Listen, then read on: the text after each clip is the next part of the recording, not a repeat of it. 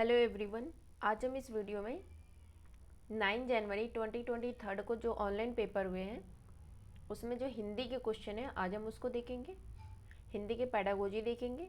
ठीक है, तो आप इस चैनल को ज़रूर सब्सक्राइब करें, इस वीडियो को लाइक करें और शेयर करें। अगर आप चाहते हैं फर्स्ट अटैम्प्ट में ही सीटेट पास कर जाना तो आपको प्रीवियस ईयर करके जाना बहुत ज़्यादा ज़रूरी है। अगर सिर्फ आप प्रीवियस ईयर भी कर लेते हैं तो आपको पेपर में पास होने से कोई नहीं रोक सकता है। तो चलिए वीडियो स्टार्ट करते हैं।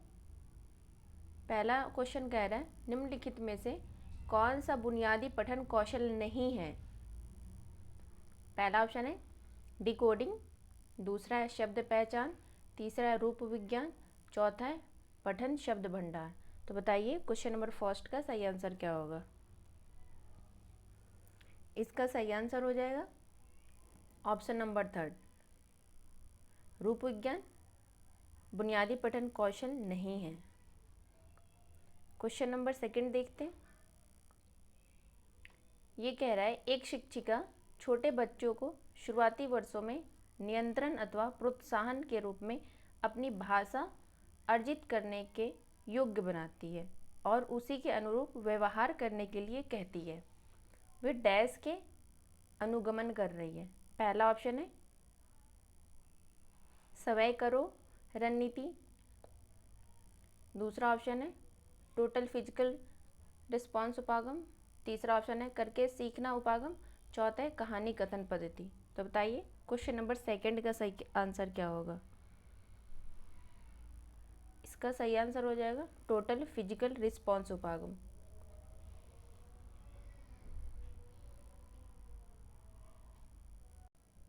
क्वेश्चन नंबर थर्ड देखते हैं।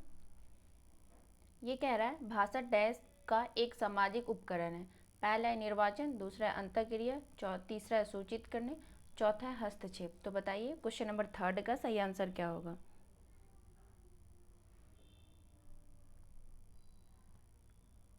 इसका सही आंसर हो जाएगा ऑप्शन नंबर सेकंड, अंतःक्रिया। भाषा अंतःक्रिया का एक सामाजिक उपकरण है।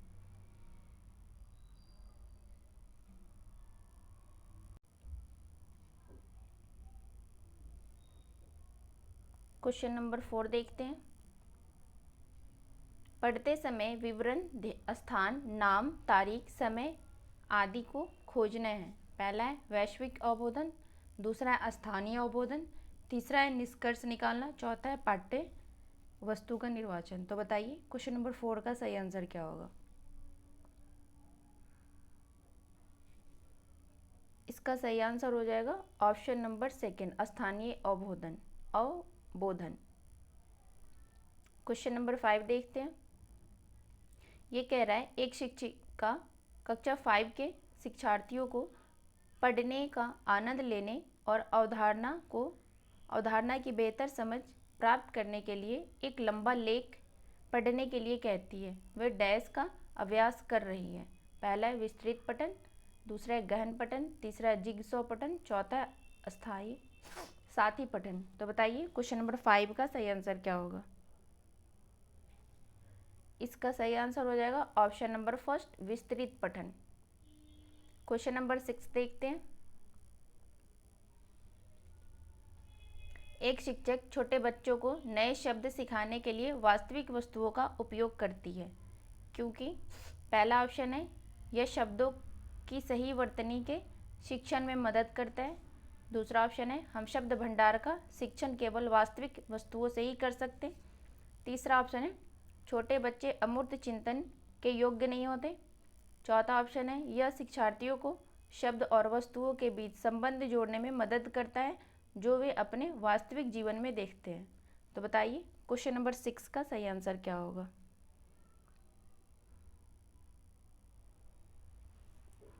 इसका सही आंसर हो जाएगा ऑप्शन नंबर 4, यह शिक्षार्थियों को शब्द और वस्तुओं के बीच संबंध जोड़ने में मदद करता है जो वे अपने वास्तविक जीवन में देखते हैं। क्वेश्चन नंबर 7 देखते हैं। जब एक शिक्षार्थी को नई भाषा सिखाते हैं लेकिन वह उसे बोलता नहीं है, इस अवधि को डैश कहते हैं। पहला ऑप्शन है वाक्य उद्दीमान, दूसरा है मुख, तीसरा है प्रारंभिक उत्पादन, चौथा है उद्दीयमान। तो बताइए क्वेश्चन नंबर 7 का सही आंसर क्या होगा। इसका सही आंसर हो जाएगा ऑप्शन नंबर 2 मूक। क्वेश्चन नंबर 8 देखते हैं। एक प्रभावी भाषा शिक्षक पहला है बच्चों को पाठ्य पुस्तक में दिए गए सभी प्रश्नों के उत्तर याद करवाएगा, दूसरा है पाठ्य वस्तु के साथ साथ अन्य संसाधनों का उपयोग करेगा, तीसरा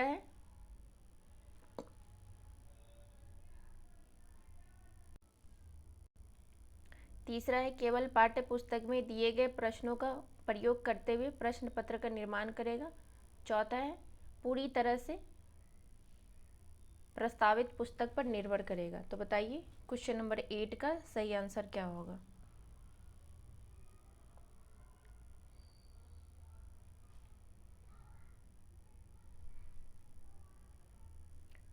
इसका सही आंसर हो जाएगा ऑप्शन नंबर 2 पाठ्य वस्तु के साथ साथ अन्य संसाधनों का प्रयोग करेगा।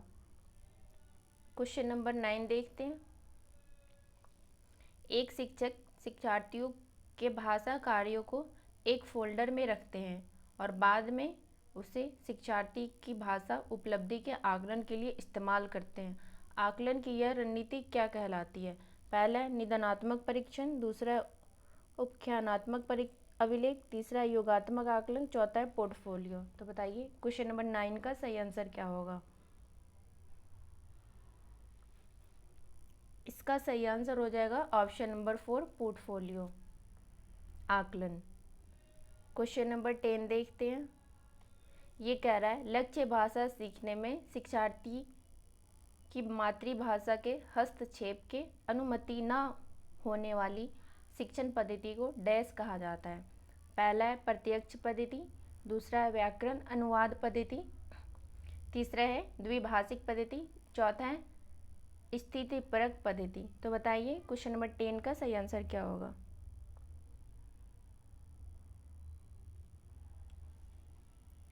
इसका सही आंसर हो जाएगा ऑप्शन नंबर 1 प्रत्यक्ष पद्धति। क्वेश्चन नंबर 11 देखते हैं। ये कह रहा है निम्नलिखित में से कौन सा अधोगामी उपागम पर आधारित नहीं है। पहला है शिक्षार्थी भाषा के अर्थ को जानने के लिए अपने पूर्व ज्ञान का उपयोग करता है। शिक्षार्थी जब पढ़ता है या सुनता है तो वह यह अनुमान लगाता है कि आगे क्या होने वाला है। तीसरा कह रहा है शिक्षार्थी एकल शब्द या पद पर ध्यान केंद्रित करते हुए भाषा को समझाते हैं। चौथा कह रहा है शिक्षार्थी कविता या कहानी से शुरू करते हैं और फिर अक्षर पर आते हैं। तो बताइए क्वेश्चन नंबर 11 का सही आंसर क्या होगा।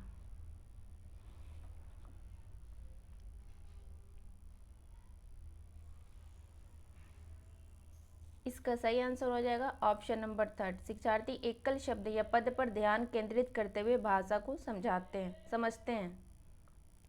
क्वेश्चन नंबर 12 देखते हैं। उपचारात्मक शिक्षण है।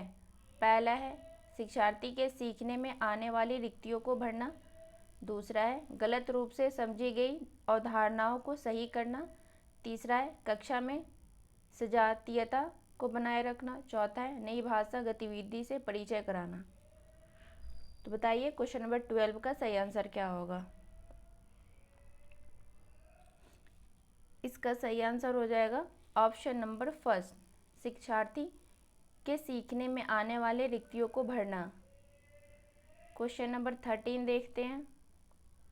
ये कह रहा है सीखने की यह अक्षमता जो हमारे पढ़ने, निर्वाचन करने और अक्षरों, शब्दों एवं संकेतों को समझने की योग्यता को प्रभावित करती है डैश है। पहला है डिसलेक्सिया, दूसरा है डिसकैलकुलिया, तीसरा है डिस्फेजिया, चौथा है डिस्प्रैक्सिया।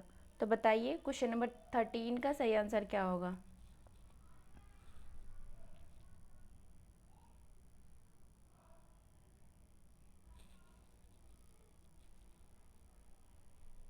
इसका सही आंसर हो जाएगा option number 1 dyslexia. Question number 14 देखते हैं। निम्नलिखित में से कौन सा भाषा की कक्षा में प्रिंट समृद्ध परिवेश में आता है? पहला है कक्षा में प्रदर्शित चार्ट बोर्ड्स कक्षा के प्रदत्त कार्य। दूसरा है परिवेश में sign boards, play cards, labels, wrappers आदि। तीसरा है कक्षा पुस्तकालय की अलमारियों में रखी हुई पुस्तकें। चौथा है इलेक्ट्रॉनिक मीडिया जैसे टीवी, कंप्यूटर, स्मार्टफोन आदि। तो बताएं क्वेश्चन नंबर 14 का सही आंसर क्या होगा?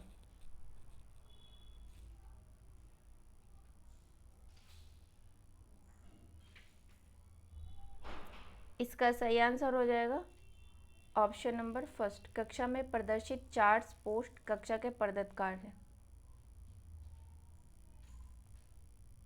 क्वेश्चन नंबर 15 देखते हैं। प्रथम पीढ़ी के शिक्षार्थी वे हैं जो, पहला ऑप्शन है अपने परिवार में सबसे पहले विद्यालय गए हैं। दूसरा ऑप्शन है दाखिला लेने के लिए विद्यालय में पहली बार आए हैं।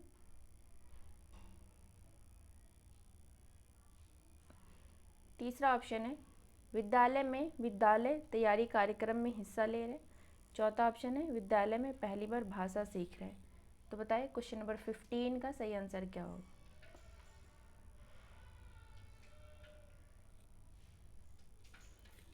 इसका सही आंसर हो जाएगा ऑप्शन नंबर फर्स्ट, अपने परिवार में सबसे पहले विद्यालय गए हैं। आपको पता होगा कि हिंदी और इंग्लिश में लैंग्वेज एक फर्स्ट आता है, लैंग्वेज सेकंड होता है। ये लैंग्वेज फर्स्ट था। अब हम दूसरे क्वेश्चन में चलते हैं और लैंग्वेज सेकंड देखते हैं। लैंग्वेज फर्स्ट में आपको पता होगा कि 15 मार्क्स के पेडागोजी आते हैं और 15 मार्क्स के पैराग्राफ वाले क्वेश्चन आते हैं, गद्यांश आते हैं। तो चलिए हम अब दूसरा क्वेश्चन भी देख लेते हैं, बचे हुए जो 15 क्वेश्चन है। अभी जो हमने किया है वो लैंग्वेज फर्स्ट के क्वेश्चन थे। अब हम लैंग्वेज सेकंड के पेडागोजी के क्वेश्चन देखते हैं। इसमें क्वेश्चन नंबर फर्स्ट कह रहा है वे कथन जो ज्ञान, कौशल और अभिवृत्ति का वर्णन करते हैं जिन्हें शिक्षार्थी को किसी दत्त कार्य, कक्षा, कोर्स या कार्यक्रम के अंत तक अर्जित कर लेना चाहिए, वे हैं। पहला है सीखने के प्रतिफल। दूसरा है सीखने की शैली। तीसरा है सीखने के स्तर। चौथा है सीखने की क्षमता।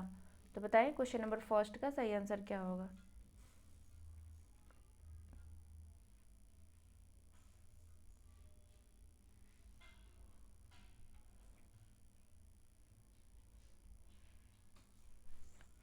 इसका सही आंसर हो जाएगा ऑप्शन नंबर फर्स्ट, सीखने के प्रतिफल। क्वेश्चन नंबर सेकंड देखते हैं।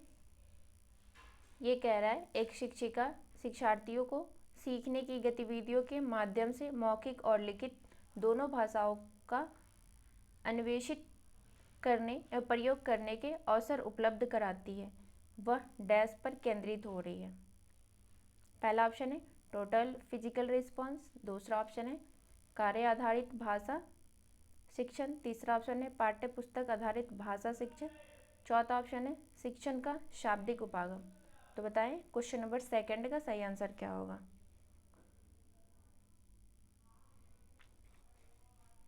इसका सही आंसर हो जाएगा ऑप्शन नंबर सेकंड, कार्य आधारित भाषा शिक्षण।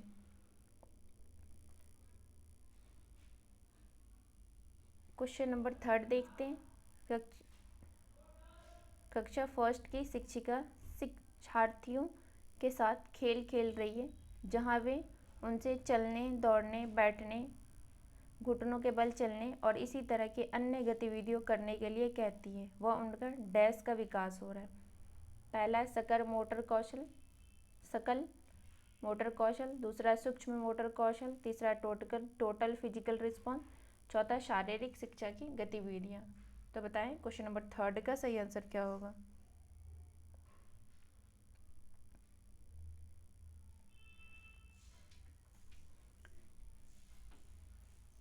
इसका सही आंसर हो जाएगा टोटल फिजिकल रिस्पॉन्स। और अगर ये ऑप्शन में नहीं होता तो आपका आंसर हो जाता सकल मोटर कौशल। एक फाइन मोटर होता है, एक ग्रोस मोटर होता है। तो ये ग्रोस मोटर है जिसमें चलना, दौड़ना, फिरना आता है। तो इसका सही आंसर हो जाएगा ऑप्शन नंबर फर्स्ट भी और ऑप्शन नंबर थर्ड भी। क्वेश्चन नंबर 4 देखते हैं।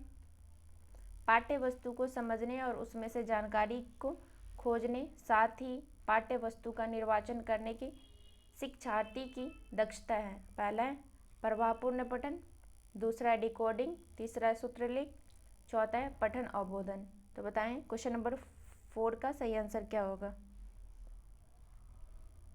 इसका सही आंसर हो जाएगा ऑप्शन नंबर 4 पठन अवबोधन। क्वेश्चन नंबर 5 देखते हैं। एक प्रेरक पेशी की अक्षमता जो ध्वनि उत्पादन के लिए जिह्वा और होठों के समन्वय को प्रभावित करती है। पहला है डिस्कैलकुलिया, दूसरा है डिस्फेजिया, तीसरा है डिस्प्रैक्सिया, चौथा है डिसलैक्सिया। तो बताएं क्वेश्चन नंबर 5 का सही आंसर क्या होगा। इसका सही आंसर हो जाएगा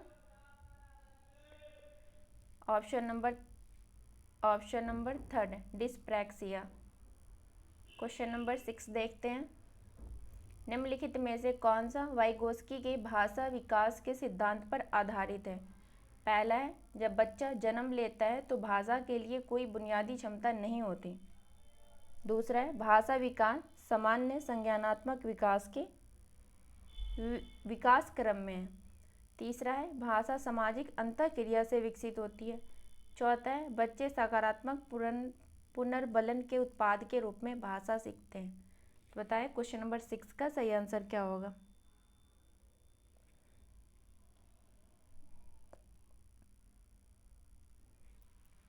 इसका सही आंसर हो जाएगा ऑप्शन नंबर थर्ड भाषा सामाजिक अंतःक्रिया से विकसित होती है। क्वेश्चन नंबर 7 देखते हैं। निम्नलिखित में से कौन सा कार्य आधारित भाषा शिक्षण का सिद्धांत नहीं है। पहला है आधारभूत सहायता, दूसरा है सक्रिय सीखना, तीसरा सृजन के लिए पुनरुत्पादन, चौथा है अनुवाद पर मनन। तो बताएं क्वेश्चन नंबर 7 का सही आंसर क्या होगा। इसका सही आंसर हो जाएगा ऑप्शन नंबर 4 अनुवाद मनन। क्वेश्चन नंबर 8 देखते हैं।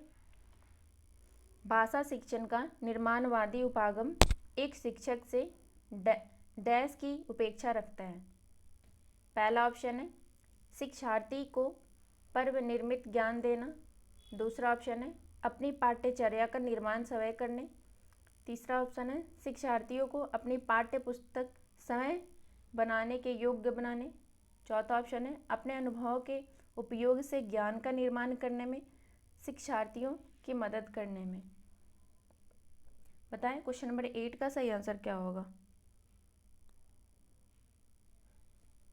इसका सही आंसर हो जाएगा ऑप्शन नंबर 4 अपने अनुभवों के उपयोग से ज्ञान का निर्माण करने में शिक्षार्थियों की मदद करने। क्वेश्चन नंबर 9 देखते हैं। कथन कह रहा है उपचारात्मक शिक्षण एक व्यवस्थित प्रक्रिया है जिसमें शिक्षक पहले शिक्षार्थियों की समस्या का निदान करता है और फिर उचित पद्धति अपनाता है। कारण कह रहा है उपचारात्मक पद्धति को लागू करने से पहले एक शिक्षक को अपने शिक्षार्थियों की खूबियों और कमियों के बारे में जागरूक होना चाहिए। पहला ऑप्शन निम्नलिखित कोड में से सही उत्तर का चयन कीजिए और बताएं क्वेश्चन नंबर 9 का सही आंसर क्या हो जाएगा।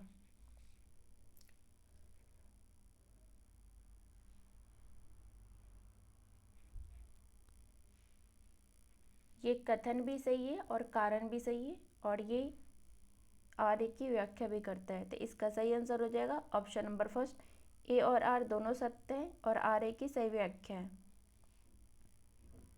क्वेश्चन नंबर 10 देखते हैं। कथन कह रहा है आप जितने छोटे होते हैं अन्य भाषा को सीखने उतना ही सरल होता है। कारण कह रहा है सही उच्चारण का विकास अपेक्षाकृत प्रयासरहित होता है जब वह बुनियादी चरण में सीखा जाए। निम्नलिखित कोड में से सही उत्तर का चयन कीजिए और बताइए इसका आंसर क्या होगा।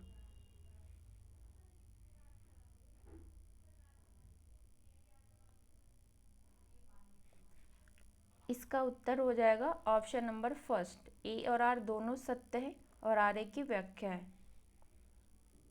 क्वेश्चन नंबर 11 देखते हैं। जब छोटे बच्चे मानक व्याकरण सीखना शुरू करते हैं तो वे अति सामान्यीकरण करते हैं। ऐसा इसलिए होता है क्योंकि पहला ऑप्शन है सटीक होने के लिए वे सोचते सचेत होकर भाषा सीखते हैं। दूसरा ऑप्शन है वे मानते हैं कि समान वाक्य संरचना नियम सभी स्थितियों में लागू होते हैं। तीसरा ऑप्शन है वह उस भाषा में प्रवाह परक होने के लिए व्याकरण का उपयोग करते हैं। चौथा ऑप्शन है बच्चे अपने माता पिता से भाषा के आधारभूत नियम सीखते हैं। तो बताएं क्वेश्चन नंबर 11 का सही आंसर क्या होगा। इसका सही आंसर हो जाएगा ऑप्शन नंबर सेकेंड, वे मानते हैं कि सामान्य वाक्य संरचना नियम सभी स्थितियों में लागू होते हैं। Option number second. Question number 12 देखते हैं। पाठ्य वस्तु से जानकारी लेना और अभिधार्थक स्तर से परे जाकर अपनी व्याख्या का सृजन करना डैश है। पहला है अनुमान लगाना, दूसरा है तुलना करना, तीसरा है स्कीमिंग, चौथा है निष्कर्ष निकालना। तो बताएं क्वेश्चन नंबर 12 का सही आंसर क्या हो जाएगा।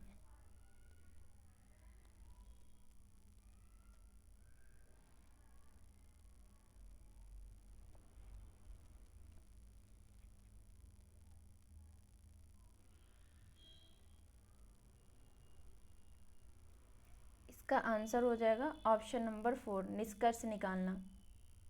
क्वेश्चन नंबर 13 देखते हैं। कक्षा 5 की शिक्षार्थी कहता है कि जब उसका दोस्त पंजाबी भाषा में बात करता है तो उसे समझना मुश्किल नहीं है, लेकिन उसे पढ़ना चुनौतीपूर्ण लगता है। यह कथन उसे समय का आकलन करने के योग्य बनाता है क्योंकि वह डैश करता है। पहला है सीखने का आकलन, दूसरा है सीखने के लिए आकलन, तीसरा है सीखने के रूप में आकलन, चौथा है सीखने में आकलन। तो बताएं क्वेश्चन नंबर 13 का सही आंसर क्या होगा।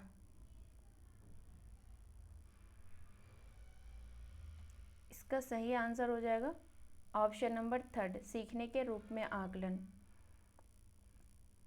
क्वेश्चन नंबर 14 देखते हैं। भाषा आकलन का उद्देश्य है। पहला ऑप्शन है प्रत्येक शिक्षार्थी की अपनी समय वयस्कों की तुलना में क्या उपलब्धि है। दूसरा ऑप्शन है उनकी संपूर्ण या योगात्मक उपलब्धि। तीसरा ऑप्शन है शिक्षार्थी की भाषा उपलब्धि। चौथा ऑप्शन है शिक्षार्थी की भाषा निपुणता। तो बताएं क्वेश्चन नंबर 14 का सही आंसर क्या हो जाएगा। इसका सही आंसर हो जाएगा ऑप्शन नंबर 4, शिक्षार्थी की भाषा निपुणता। आज का last question, question number 15। Stephen Krashen का बोधगम्य निवेश। पहला ऑप्शन है शिक्षार्थियों को उनकी भाषा और रूप के स्तर के अनुसार भाषा उपलब्ध कराता है। दूसरा ऑप्शन है शिक्षार्थियों द्वारा पाठ्य पुस्तक और शिक्षक से निवेश प्राप्त करना। तीसरा ऑप्शन है शिक्षार्थियों को उनकी भाषा के स्तर से थोड़ा ऊपर जाते हुए भाषा का अन्वेषण करना। चौथा ऑप्शन है शिक्षार्थियों के स्तर में उच्च पाठ्य वस्तु एवं सामग्री का अन्वेषण करना। तो बताएं क्वेश्चन नंबर 15 का सही आंसर क्या हो जाएगा।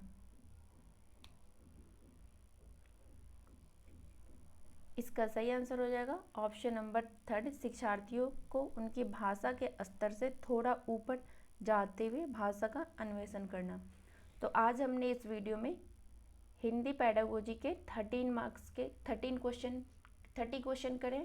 तो आप इस वीडियो को ज़रूर देखें, आपके पेपर में बहुत ज़्यादा हेल्प करेगी। अगर आप सिर्फ प्रीवियस ईयर करके चले जाते हैं तो आपको सीटेट में पास होने से कोई नहीं रोक सकता। तो इस चैनल को ज़रूर सब्सक्राइब करें, इस वीडियो को लाइक करें, शेयर करें। कुछ क्वेश्चन हो तो कमेंट करें। Thank you.